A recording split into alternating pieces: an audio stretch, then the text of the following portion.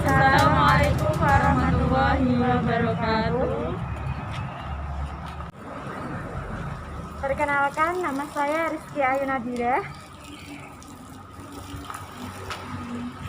Perkenalkan, nama saya Apriliani Nindya-Smita. Perkenalkan, nama saya Kafilina Rizky Arum Fitriani. Perwakilan dari kelas Tadris Matematika A Angkatan 20 ikut berpartisipasi pada acara HUT HMPS Tadris Matematika AN Kudus yang ketiga. Di sini kami mengikuti lomba video pembelajaran yang bertemakan etnomatematika. Apa itu etnomatematika? Perlu diketahui bahwa etnomatematika diperkenalkan oleh De Ambrosio, seorang matematikawan Brasil pada tahun 1977. Definisi etnomatematika menurut De Ambrosio adalah: secara bahasa, awalan etno diartikan sebagai sesuatu yang sangat luas yang mengacu pada konteks sosial budaya. Kata dasar matema berarti menjelaskan, mengetahui, memahami, dan melakukan kegiatan seperti pengkodean, mengukur, mengklasifikasi, menyimpulkan, dan pemodelan. Akhirantiks berasal dari teknik dan bermakna sama seperti teknik. Secara istilah, etnomatematika diartikan sebagai matematika yang dipraktekkan di antara kelompok budaya, diidentifikasi seperti masyarakat nasional suku, kelompok buruh, anak-anak dari kelompok usia tertentu, dan kelas profesional. Salah satu kebiasaan manusia yang mengandung etnomatematika adalah budaya. Salah satu budaya yang terdapat di Indonesia adalah permainan tradisional. Permainan tradisional adalah permainan yang sudah ada sejak zaman dahulu, dimainkan dari generasi ke generasi. Permainan tradisional anak-anak banyak jenisnya, salah satunya adalah permainan tradisional congklak. Permainan congklak dapat dilakukan oleh dua orang. Papan congklak umumnya terbuat dari kayu dan plastik. Pada papan congklak terdapat 16 lubang yang terdiri atas 14 lubang kecil yang saling berhadapan dan 2 lubang besar atau lumbung induk di kedua sisinya. Setiap 7 lubang kecil di sisi pemain dan lubang besar di sisi kanannya dianggap sebagai lumbung milik sang pemain. Permainan ini menggunakan biji congklak, ada yang terbuat dari biji keong, biji kopi, ataupun pada saat ini menggunakan biji kopi yang terbuat dari plastik. Biji congklak berjumlah 84, yaitu 14 dikali 6 biji. Cara bermain congklak yang pertama, setiap lubang kecil diisi dengan 6 biji congklak. Yang kedua, salah seorang yang memulai melakukan switch untuk menentukan siapa yang bermain terlebih dahulu. Berhak memilih lubang yang akan diambil dan meletakkan satu-satu ke tiap lubang kecil ke arah kanan atau bergerak memutar searah jarum jam dan seterusnya. Lumbung pemain diisi, lumbung lawan tidak. Yang ketiga, apabila biji congklak habis di lubang kecil yang ada bijinya, maka pemain dapat mengambil semua biji pada satu lubang tersebut dan melanjutkan bermain sampai biji tersebut jatuh pada lubang yang tidak ada bijinya. Yang keempat, jika jatuh pada lubang yang kosong atau tidak ada bijinya dengan posisi berada pada daerah sendiri, maka pemain dapat mengambil biji di lubang depannya atau daerah lawan jika ada bijinya. Hal ini disebut menembak. Yang kelima, memasukkan biji yang sudah diambil pada lubang besar pemain. Yang keenam, tetapi apabila berhenti di lubang kosong di daerah lawan, maka pemain berhenti dan tidak ada lagi yang diambil atau seluruh biji yang ada di lubang besar di sisi kanan dan kiri pemain. Yang ketujuh, selanjutnya jika habis di lumbung milik pemain tersebut, maka pemain mendapatkan kesempatan khusus dengan memilih lubang kecil di daerah pemain. Yang kedelapan, permainan dilakukan secara bergantian jika pemain sudah melakukan menembak atau berhenti di lubang kosong milik lawan. Yang kesembilan, yaitu terakhir, pemenang dalam permainan ini akan ditentukan dengan menghitung banyaknya biji yang terkumpul pada lumbung masing-masing. Permainan tradisional congklak mengandung konsep matematika. Adanya konsep matematika yang terdapat dalam permainan tradisional congklak membuktikan bahwa pembelajaran matematika tidak hanya didapatkan dari pembelajaran di sekolah, akan tetapi juga dapat digali melalui permainan tradisional yang biasa dimainkan oleh peserta didik. Konsep matematika yang terdapat dalam permainan tradisional congklak adalah bangun datar, yaitu persegi panjang, setengah lingkaran, dan lingkaran. Serta aktivitas berhitung meliputi penjumlahan, pengurangan, perkalian, dan pembagian. Juga ada transformasi geometri, yaitu refleksi dan rotasi.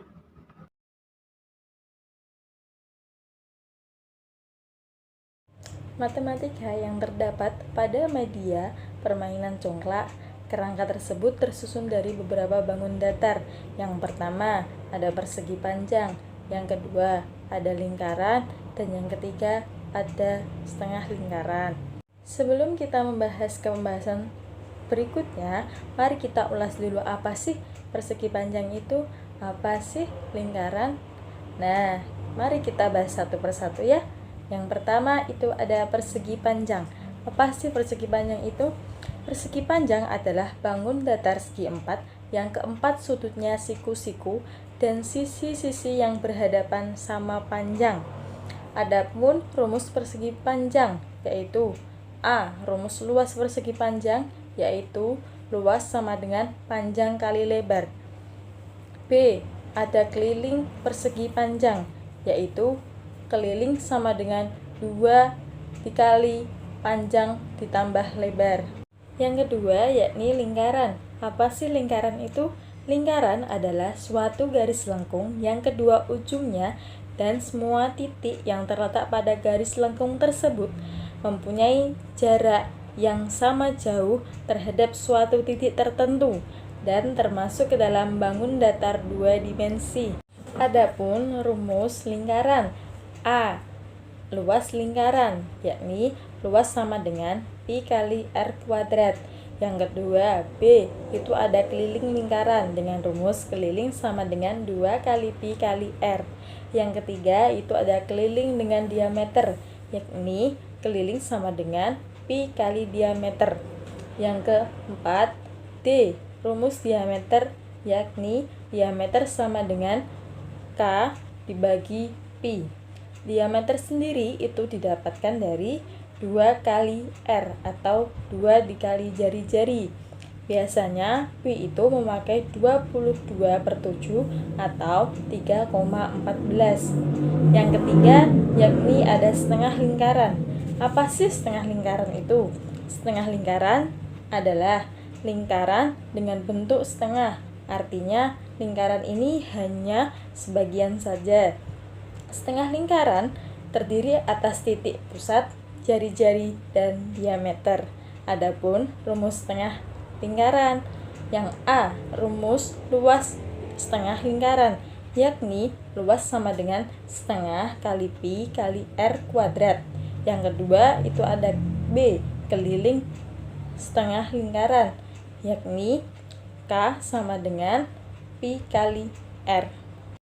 Di dalam bermain dakon itu ada juga aktivitas berhitung seperti penjumlahan, pengurangan, perkalian, dan pembagian. Nah, kan kalian pada belum tahu kan? Nah, kita bahas satu persatu yuk. Yang pertama yakni penjumlahan.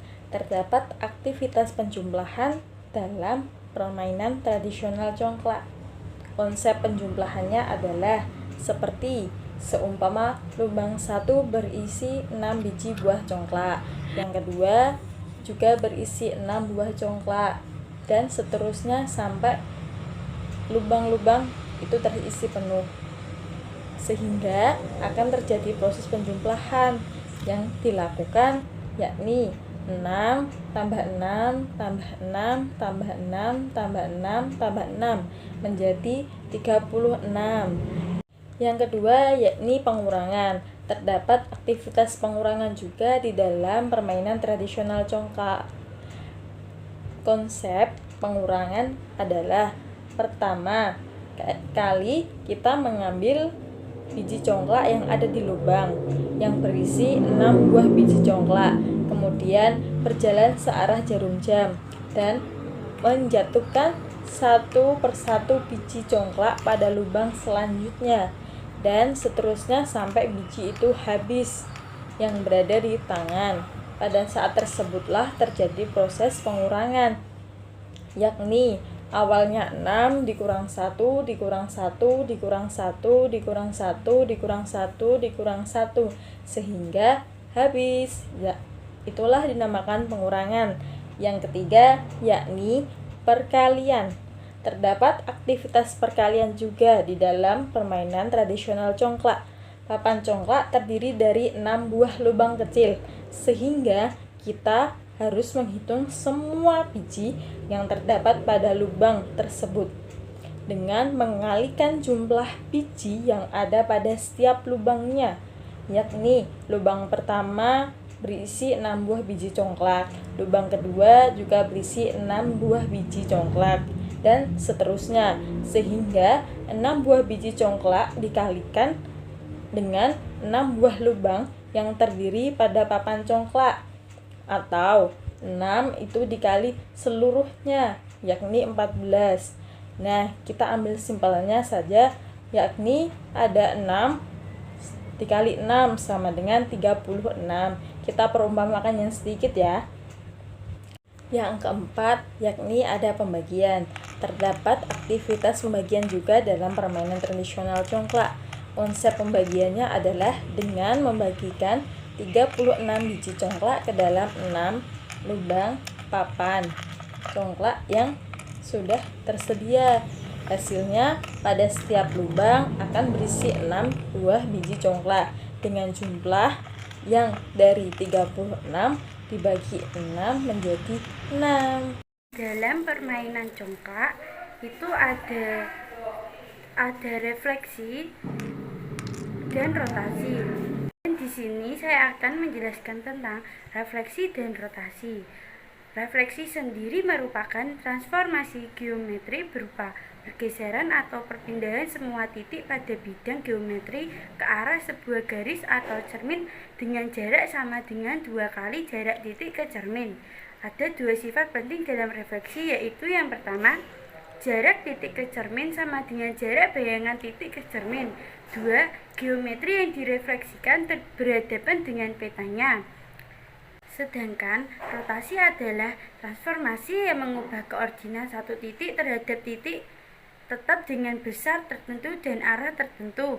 Arah rotasi dapat searah dengan jarum jam atau berlawanan arah jarum jam. Sudut bernilai positif berarti berlawanan arah jarum jam, sementara sudut yang bernilai negatif berarti searah jarum jam. Begitulah pengertian dari refleksi dan rotasi. Adanya unsur matematika yang digunakan dalam permainan tradisional congklak dapat digunakan sebagai pembelajaran matematika. Dengan menggunakan permainan tradisional, diharapkan siswa akan melihat aplikasi matematika dalam kehidupan sehari-hari, bukan hanya melihat matematika sebagai sesuatu yang abstrak. Hal ini diharapkan akan menjadikan pembelajaran matematika lebih menyenangkan dan materi